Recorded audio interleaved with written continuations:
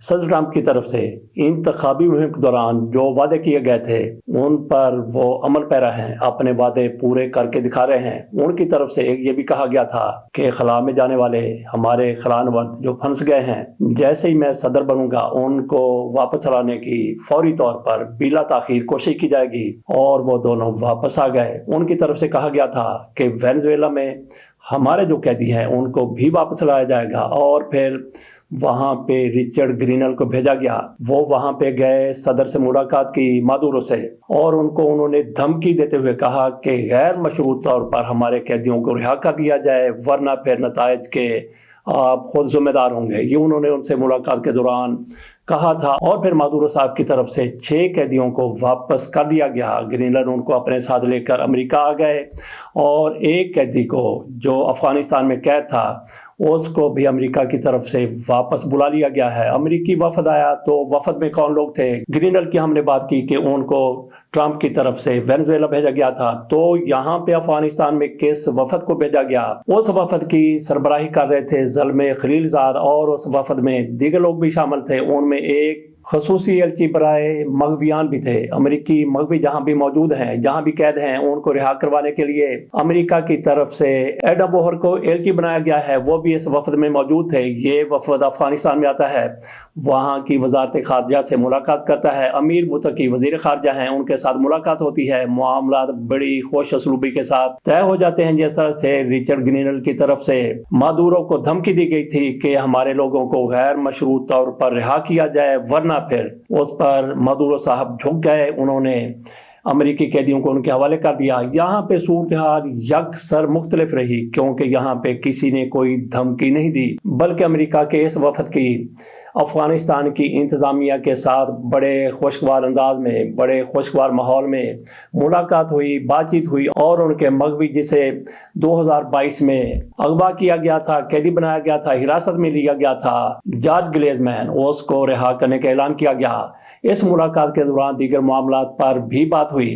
بات ہم نے یہاں پہ یہ کرنی ہے کہ اس وفد کی سربراہی کر رہے تھے زلمے خلیل زاد، اور زلمے خلیل زاد وہ 3-4 امریکیوں میں شامل ہیں جو بار بار عمران خان کی رہائی کے حوالے سے مہم چلائے ہوئے ہیں۔ ان کی طرف سے کئی مرتبہ کہا گیا کہ فری عمران خان کو رہا کر دیا جائے، اور انتخابی مہم جب صدر ٹرمپ کی چل رہی تھی، بلکہ پاکستان میں جب 2024 کے انتخابات سے قبل انتخابی مہم چل رہی تھی، اس موقع پر بھی ان کی طرف سے بار ایک ہی بات کی جا رہی تھی کہ عمران خان پر ظلم ہو رہا ہے، ستم ہو رہا ہے، ان کو رہا کیا جائے۔ تو یہ زلمے خلیل زاد جو پاکستان میں امریکی سفیر رہ چکے ہیں، اور جنوبی ایشیا میں خصوصی ایلچی پاکستان اور افغانستان کے حوالے سے رہ چکے ہیں، اس حوالے سے وہ افغانستان کو اچھے طریقے سے جانتے ہیں، اور پاکستان کو بھی بہت ہی بہتر انداز میں جانتے ہیں۔ وہ بنیادی طور پر افغانستان میں پیدا ہوئے، تو اس کے بعد امریکہ میں شفٹ ہو گئے، امریکہ کے وہ گرین کارڈ ہولڈر ہیں۔ تو یہ عمران خان کی مہم چلاتے رہے 3 بندے،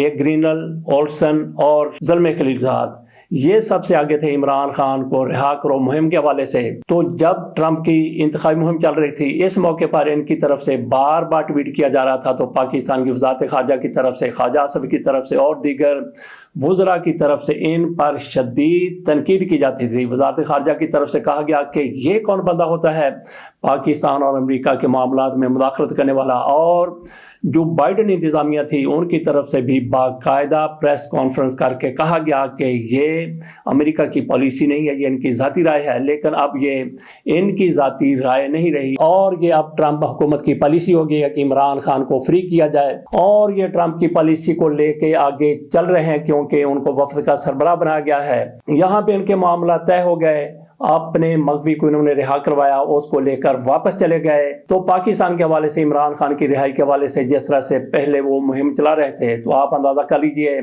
کہ آئندہ چل کر کیا ہو سکتا ہے عمران خان کی رہائی کے حوالے سے اور پاکستان کے حوالے سے۔ بات ہم نے کی اولسن کی، اور بات ہم نے کی رچرڈ گرینل کی، اس کے ساتھ ساتھ زلمے خلیل زاد۔ ان میں سے زلمے خلیل زاد سب سے زیادہ پاکستان کی رجیم کے خلاف بات کرنے والے آدمی ہیں. جس طرح سے ٹرمپ کی طرف سے ان کو ذمہ داریاں دے دی گئی ہیں تو ہو سکتا ہے کل وہ پاکستان میں امریکی سفیر بھی نامزد کر دیے جائیں یا پھر ایک مرتبہ پھر وہ جنوبی ایشیا میں امریکہ کے خصوصی ایلچی بنا دیے جائیں. تو اس صورت میں پھر پاکستان اور امریکہ کے مابین تعلقات کیسے ہوں گے؟ تو جب زلمے خلیلزاد پاکستان میں سفیر بن کے بیٹھا ہوگا تو اس موقع پر وہ اگر عمران خان کی رہائی کی بات کریں گے تو پھر رجیم کی طرف سے کیا جواب دیا جائے گا؟ وہ جو ان کی بڑی شدید مخالفت کیا کرتے تھے. اب بھی زلمے خلیلزاد کی طرف سے عمران خان کی رہائی کی بات ہوتی ہے، لیکن ہماری وزارت خارجہ، ہماری وزارت داخلہ، ہمارے وزراء، خواجہ اسف حسن اقبال جیسے لوگ، جوشیلے لوگ جو عمران خان کی بات ہونے پر ہی آگ بگولا ہو جاتے ہیں، ان کے تن بدن میں آگ لگ جاتی ہے. اب زلمے خلیلزاد کی طرف سے عمران خان کی رہائی کی بات ہوتی ہے تو ان کی توپیں بالکل خاموش رہتی ہیں. تو دیکھتے ہیں کہ آئندہ چل کے کیا ہوتا ہے. چلتے ہیں تھوڑا سا اسرائیل کی بات بھی کر لیتے ہیں. اسرائیل کی طرف سے جنگ بندی یک طرفہ طور پر توڑ دی گئی، کئی سو لوگوں کو، کئی سو فلسطینیوں کو حملے کر کے شہید کر دیا گیا. اس پر گارنٹر کہاں پہ کھڑے ہیں؟ اور اس کے ساتھ ساتھ یہ بھی خبر چل رہی ہے کہ پاکستان کا ایک وفد آج کل اسرائیل کے دورے پر ہے. اس حوالے سے ہیوم اخبار ہے اسرائیل کا، اس کی طرف سے باقاعدہ خبر دی گئی ہے کہ پاکستان کا 10 رکنی وفد ہے جس میں 2 خواتین ہیں اور باقی 8 مرد حضرات ہیں، وہ اسرائیل کے دورے پر ہے. اور ان کے پاسپورٹ جب وہاں پہ دکھائے گئے تو چونکہ اس پر لکھا ہوا ہے کہ اسرائیل کے علاوہ، اسرائیل کے سوا پوری دنیا کے لیے کارآمد ہے، تو اس لیے وہاں پہ ان کی ریکویسٹ پر ٹھپا نہیں لگایا گیا. وزارت خارجہ سے جب پوچھا گیا، شفقت علی صاحب آج کل وزارت خارجہ کے ترجمان ہیں، ان سے جب پوچھا گیا کہ پاکستان کا وفد اسرائیل میں موجود ہے، کس لیے گیا ہے، کون لوگ ہیں، تو انہوں نے کہا کہ میرے علم میں نہیں ہے. اسرائیلی اخبار کے علم میں، ان کے نالج میں، ان کی معلومات میں پاکستانی وفد کا آ گیا، لیکن پاکستان کے وزارت خارجہ کے ترجمان صاحب وہ اس سے بالکل ہی لا علم ہے. پہلے بھی اسی طرح سے پاکستان سے وفد وہاں پہ جاتے رہے، ملاقاتیں کر کے آتے رہے. ہو سکتا ہے کہ ذاتی حیثیت میں یہ لوگ گئے ہوں، وہاں پہ صرف اپنی سیاحت کے لیے گئے ہوں، مذہبی مقامات کا وزٹ کرنے کے لیے گئے ہوں، یا کوئی ان کے اور مقاصد ہوں، حکومت کی طرف سے ان کو نہ بھیجا گیا ہو. بہرحال وہ پاکستانی ہیں. اگر وہ وہاں پہ گئے ہیں تو ہماری انٹیلیجنس کو یہ تو پتا ہونا چاہیے کہ کون لوگ ہیں. یقینی طور پر ہماری انٹیلیجنس کو پتا ہوگا، لیکن وزارت خارجہ ان کے علم میں شاید نہیں ہے. اس کے بعد تھوڑی سی بات کر لیتے ہیں میاں نواز شریف صاحب کے حوالے سے. میاں نواز شریف کے حوالے سے جو خبر شائع ہوئی آپ کے سامنے رکھیں گے تو ناظرین آپ کا بے ساختہ حادثہ خطا ہو جائے گا، آپ کی ہنسی چھوٹ جائے گی. کہا گیا کہ میاں نواز شریف صاحب علیل ہیں، بہت بیمار ہیں، اتنے زیادہ بیمار ہیں کہ وہ عمرے پر نہیں جا سکتے. آپ نے دیکھا ہوگا کہ مریم نواز شریف صاحبہ عمرے پر گئیں، میاں شہباز شریف صاحب سعودی عرب میں موجود ہیں. یہ چچا اور بھتیجی، ایک پاکستان کے وزیر اعظم، دوسرے پاکستان کے سب سے بڑے صوبے کی وزیر اعلیٰ، یہ دونوں سعودی عرب کے دورے پر الگ الگ گئے ہیں. میاں نواز شریف صاحب نے اپنی بیٹی کو جب الوداع کہا ایئرپورٹ سے، تو اس موقع پر آپ نے دیکھا ہوگا کہ میاں نواز شریف صاحب کس طرح سے حشاش بشاش تھے، کس طرح سے ان کی بیٹی نے ان کے گلے مل کے اپنے جذبات کا اظہار کیا. یوں لگ رہا تھا کہ میاں نواز شریف صاحب ان کو رخصت کر رہے ہیں، ان کی رخصتی ہو رہی ہے. اتنے زیادہ جذباتی مناظر اور ان کی باڈی لینگویج تھی. میاں نواز شریف صاحب بالکل تندرست وانا نظر آ رہے تھے، لیکن عمرے پر اس لیے نہیں جا رہے. کہا گیا ہے کہ ان کی طبیعت خراب ہے، وہ علیل ہیں، بہت زیادہ بیمار ہیں.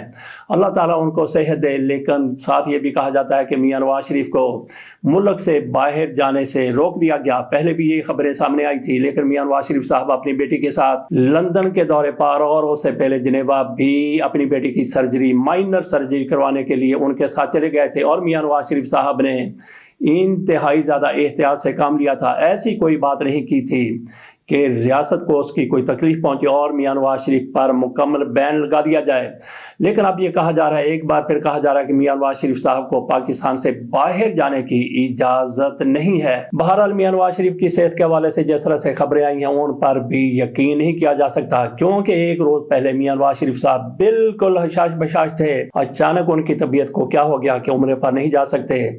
تو اس سے یہی پھر اخذ کیا جا سکتا ہے کہ میاں نواز شریف صاحب پر شاید پابندی ہے ملک چھوڑنے کی. کیوں؟ کیونکہ میاں نواز شریف صاحب پاکستان سے باہر جائیں گے تو کسی بھی موقع پر کوئی بھی ایسی بات کر سکتے ہیں جو ریاست کے لیے ناقابل قبول اور ناقابل برداشت ہو سکتی ہے۔ آخر میں آپ کے ساتھ بات کرتے ہیں اسما کی۔ یہ ایک لڑکی 18 سال کی لڑکی ہے، یہ دل کا دورہ پڑنے سے اس کا بی پی لو ہوا۔ یہ 18 سال کی ہے، ایک سکول میں یہ ٹیچر تھی، پرائیویٹ سکول ہے، اور اس کی تنخواہ تھی 7,000 روپیہ۔ ان کی میڈم کی طرف سے کہا گیا کہ آپ کی انگریزی ٹھیک نہیں ہے، اس کو سکول سے نکالنے کی بات ہوئی تو ان کا بلڈ پریشر لو ہو گیا۔ تو یہاں پہ بات ہم نے یہ نہیں کرنی کہ اس لڑکی کے ساتھ یہ ظلم ہوا کہ اس کی انگریزی ٹھیک نہیں تھی اور اس کو سکول سے نکال دیا گیا، بلکہ بات یہ کرنی ہے کہ اس کی تنخواہ 7,000 روپیہ تھی، جبکہ ہماری حکومت کی طرف سے، پنجاب حکومت کی طرف سے، مرکزی حکومت کی طرف سے باقاعدہ اعلان کیا جا چکا ہے، بلکہ قانون بن چکا ہے، جو بھی آپ اس کو کہہ دیں کہ 35,000 سے کم تنخواہ کسی مزدور کی نہیں ہوگی، اور اس لڑکی کی تنخواہ 7,000 روپیہ تھی۔ تو کہاں گئے قوانین، کہاں گئے ضابطے، کہاں گئے آپ کے اعلانات؟ یہ تازین اختر صاحب کی طرف سے اپنے فیس بک پر خبر دی گئی ہے، میں آپ کے سامنے رکھ دیتا ہوں۔ 18 سالہ آسما بستی ملوک کے علاقے قصبہ مڈل کی رہائشی ہے، جو اپنے چھوٹے بہن بھائیوں کی اسکول اور ٹیوشن کی فیس اور گھر کے بجلی کے بل کی ذمہ داری لیے اپنے باپ کا واحد سہارا بن کر اس ظالم سماج میں کمانے نکلی تھی۔ درسگاہیں جو کبھی علم اور انسانیت کا سیکھنے کا مرکز ہوتی تھیں، موت کی سوداگر بن گئیں۔ ایک غریب مگر باہمت لڑکی حالات کا مقابلہ کرتے ہوئے اپنی جان کی بازی ہار گئی۔ کل laureates public school and groups Multan نزد انصاری چوک ہارس کیمپس میں ایک واقعہ پیش آیا۔ ایک ٹیچر جس کا نام اسما، جس کی عمر بمشکل 18 سال ہوگی، وہ ملتان سے تھوڑی دور قصبہ مڈل کی رہائشی تھی، وہ حالات کا مقابلہ کرتے کرتے اپنی زندگی کی بازی ہار گئی۔ ہوا یوں کہ یہ میری بہن صرف 7,000 روپے میں اس اسکول میں پڑھاتی تھی، جبکہ اس کے والد مسجد میں اذان دیتے تھے اور بھائی ایک کالج میں پڑھ رہا تھا۔ اس کے 7,000 سے بھائی کی تعلیم اور گھر کے اخراجات چلتے تھے۔ وہ ملتان میں اپنے ماموں کے گھر رہتی تھی۔ ہوا یوں کہ جب اسکول گئی تو جونیئر سٹاف کی ہیڈ نے اس کی بہت بےعزتی کی اور کہا کہ تمہاری انگلش ٹھیک نہیں، ہم نے تم پہ احسان کیا، ورنہ کون تم کو نوکری دیتا، اب تم کو فرق کرتی ہوں۔ جب اس نے یہ سنا تو رونے لگ گئی اور کہنے لگی کہ میم، میرے گھر کوئی کمانے والا نہیں ہے، مجھے موقع دے دیں، اور اس نے تمام سٹاف سے مدد مانگی کہ اس کی ہیلپ کریں۔ سب نے کہا کہ جا کر چیف ایگزیکٹو چودھری خالد جاوید وڑائچ کو کہو۔ وہ چپ ہو گئی سب کے سامنے بے عزتی کی وجہ سے۔ جب انگلش اسپوکن کا پیریڈ ہوا تو مس نرگس آئیں اور کہنے لگی کہ چلو میرے ساتھ سب کے سامنے پریزنٹیشن دو۔ صبح کی بے عزتی کی وجہ سے یہ پہلے بہت زیادہ سٹریس میں تھی۔ یہ بولی کہ میم کل دے دوں گی پریزنٹیشن، تو میم بولی دینی ہے تو ابھی دو، ورنہ ہمیشہ کے لیے اپنے گھر جاؤ۔ جب اس نے یہ سنا تو چپ چاپ ساتھ چل پڑی۔ جب وہ روم میں داخل ہوئی تو صرف چند الفاظ بول سکی۔ اس کا ایک دم بی پی لو ہو گیا اور نیچے گر گئی اور سر پہ چوٹ لگی۔ دوسری ٹیچر نے ایمبولنس بلانے کا کہا تو سکول ریپوٹیشن کو مد نظر رکھتے ہوئے یہ فیصلہ کیا گیا کہ خالد جاوید وڑائچ کی کار میں ہسپتال لے جاتے ہیں، لیکن اس نے صاف انکار کر دیا کہ میری کار استعمال نہیں کی جا سکتی۔ پھر رکشہ منگوایا اور نشست لے کر گئے، لیکن موقع پہ طبی امداد نہ ملنے کی وجہ سے یہ لڑکی زندگی کی بازی ہار گئی۔ تو یہ آپ کے سامنے اسما کی موت کی خبر رکھی، انتہائی زیادہ افسوسناک ہے۔ بہرحال اسکولوں کا جو بھی ڈسپلن ہے، لیکن بات ہم یہاں پہ یہ کر رہے ہیں، ہمارا موقف یہ ہے کہ اگر کسی بھی لڑکی کو، کسی بھی مرد کو اگر بھرتی کیا گیا ہے، ٹیچر بھرتی کیا گیا ہے، یا جو بھی اس کو ملازمت دی گئی ہے، جب ایک قانون بن چکا ہے کہ کم از کم تنخواہ 35,000 شاید آج کل 37,000 ہے ہونی چاہیے، تو پھر 7,000 کا کیا جواب بنتا ہے؟ تو کیا حکومت کی طرف سے اس کا کوئی نوٹس لیا جائے گا؟ اس کے ساتھ اجازت دیجیے، اللہ حافظ۔